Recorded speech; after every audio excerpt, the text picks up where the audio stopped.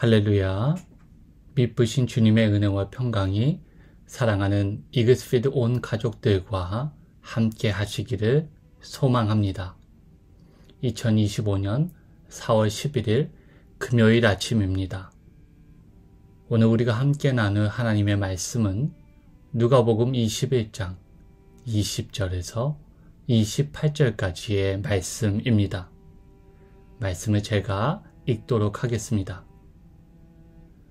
너희가 예루살렘이 군대들에게 애워싸이는 것을 보거든 그 멸망이 가까운 줄을 알라.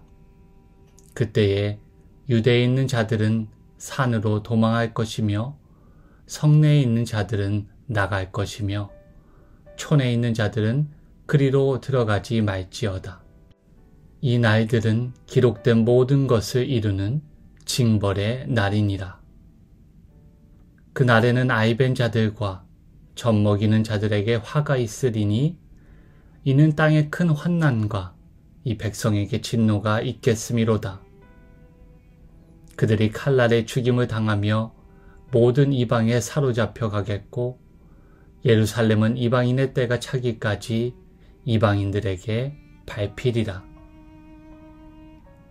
1월 성신에는 징조가 있겠고 땅에서는 민족들이 바다와 파도의 성난 소리로 인하여 혼란한 중에 곤고하리라. 사람들이 세상에 임할 일을 생각하고 무서워함으로 기절하리니 이는 하늘의 권능들이 흔들리겠습니다. 그때에 사람들이 인자가 구름을 타고 능력과 큰 영광으로 오는 것을 보리라. 이런 일이 되기를 시작하거든 일어나 머리를 들라. 너희 속량이 가까웠느니라 하시더라. 아멘. 누가복음 21장을 통해 우리는 예수님께서 예루살렘 성전이 멸망당할 것임을 예언하시는 모습을 보게 됩니다. 예수님은 예루살렘이 무너지기 이전에 일어나게 될 일들을 예언하시면서 그리스도를 따르는 사람들이 겪게 될 고난과 박해를 예고하셨습니다. 예루살렘의 멸망이라는 사건은 역사적으로 매우 중대한 사건인 것은 틀림없습니다. 유대 사회와 공동체 전체에 이것은 비극적이고 파국적인 사건이었습니다. 그러나 누가는 그리스도를 따르는 제자 공동체가 고난과 박해를 내포하고 있다는 점을 지속적으로 그리고 일관되게 강조해 왔습니다. 이제 예수님은 오늘 본문을 통해 예루살렘이 파괴되는 시기와 도시가 함락되는 모습을 전체적으로 묘사해 주십니다. 20절을 보시면 예루살렘이 군대에게 애워싸이는 때가 오면 그것이 예루살렘 성전이 무너질 날이 임박했다는 징조라고 말씀하십니다. 구약의 예레미야 선지자가 예루살렘 성전을 향해 심판을 선언하고 그 예언이 실제로 이루어진 것과 같이 주님의 이 예언도 성취되었습니다.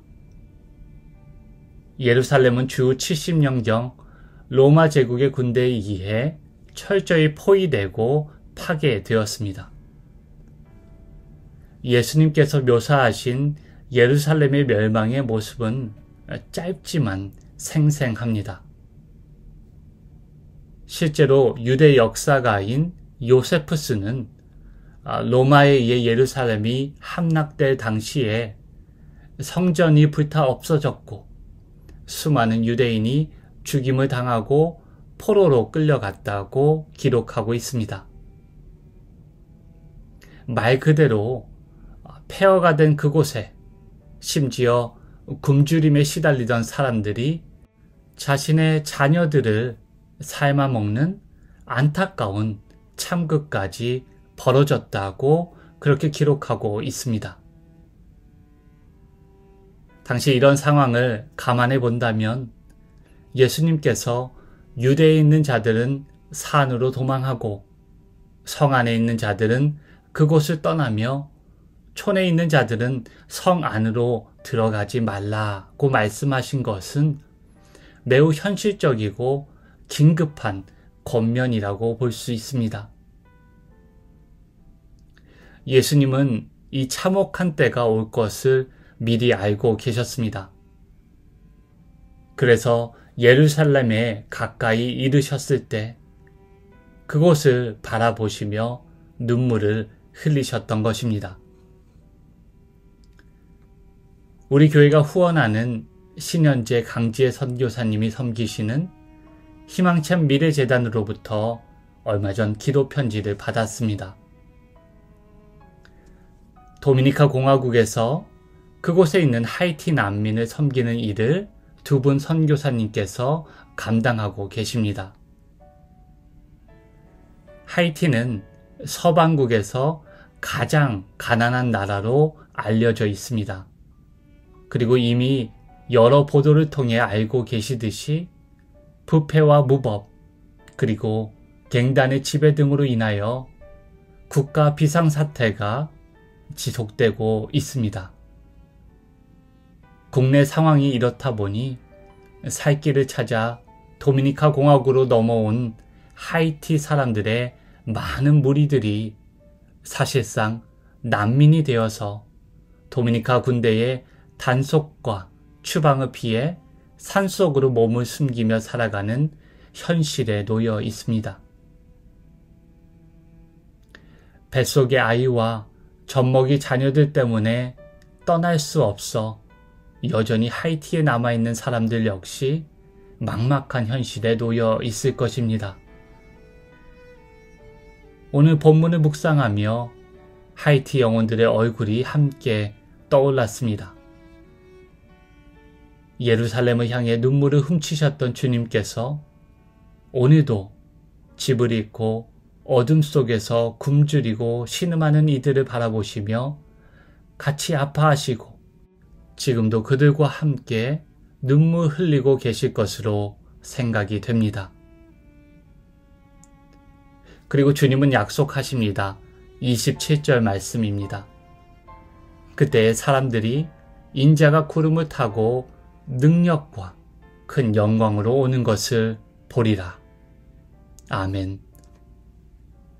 그리스도인이 직면한 박해의 때와 예루살렘이 처할 운명의 때를 예언하신 주님께서 마지막으로 인자의 때가 오리라 약속하십니다.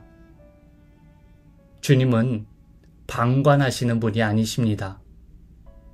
하나님께서 일정 기간 이방인들에게 권세를 허락하신 그때가 차면 인자의 때가 오리라 말씀하십니다.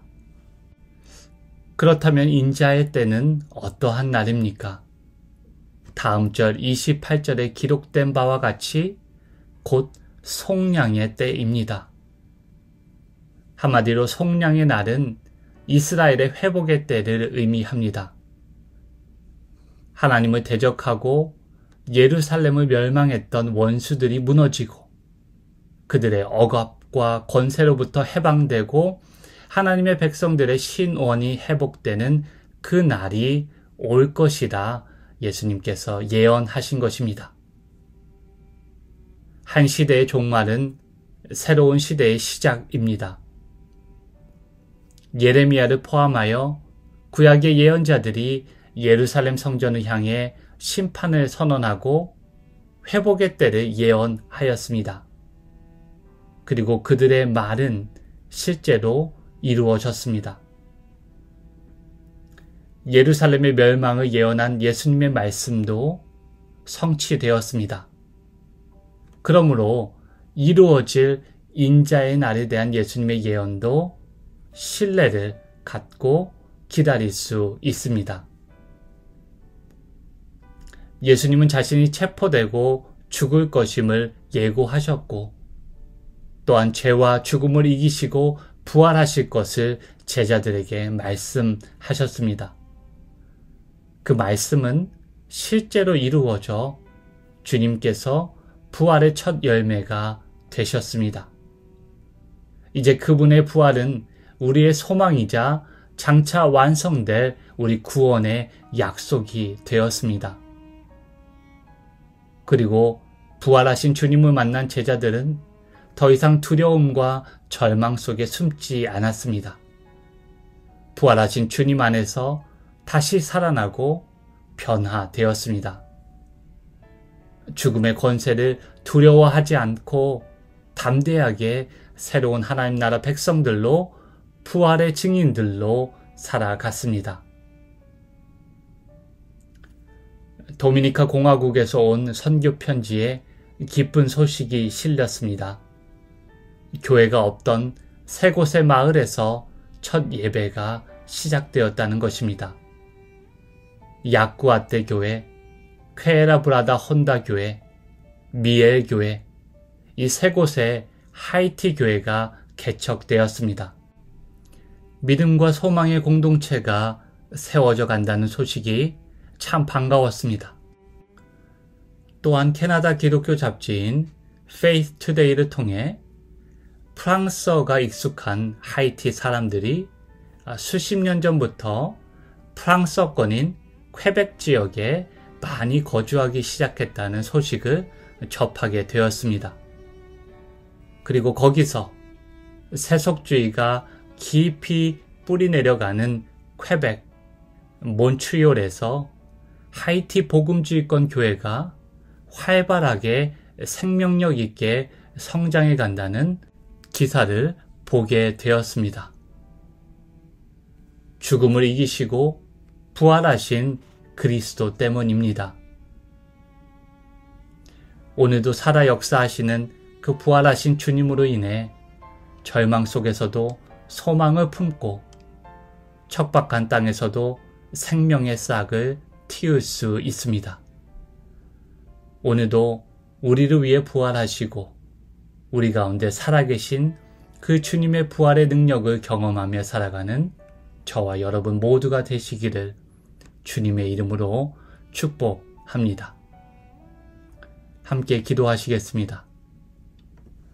죽음을 이기시고 부활하신 주님, 예루살렘의 멸망이라는 거대한 비극 속에서 하나님은 하나님의 백성과 하나님의 자녀와 함께 계셨고 그들의 고난과 절망에 연대하시며 그들의 신음을 외면하지 않으시고 신원하시는 분임을 오늘 말씀을 통해 다시 깨닫게 됩니다. 무너진 예루살렘과 같이 무너진 소망, 무너진 일상, 깨어진 삶의 자리에 있는 주님의 백성들을 긍휼히 여기시고 회복의 때를 허락하여 주시옵소서. 부활하신 주님이 우리가 붙들 소망이 되게 하시고 다시 오시리라 약속하신 그 말씀을 붙들고 살아가게 하시옵소서. 하이티의 형제 자매들, 도미니카에서 그리고 전 세계에서 하이티의 회복을 소망하며 살아가는 하이티 디아스포라 공동체의 간절한 기도와 또 그들의 탄식을 들으시고 그들에게 신원의 때를 베풀어 주시옵소서. 오늘도 부활의 능력으로 부활의 증인으로 살아가기를 간절히 소망하며 좋으신 주님 예수 그리스도의 이름으로 기도드리옵나이다. 아멘. 이어서 기도해 주시기를 바랍니다. 오늘도 살아계신 주님과 동행하는 복된 하루 되시기를 축복합니다.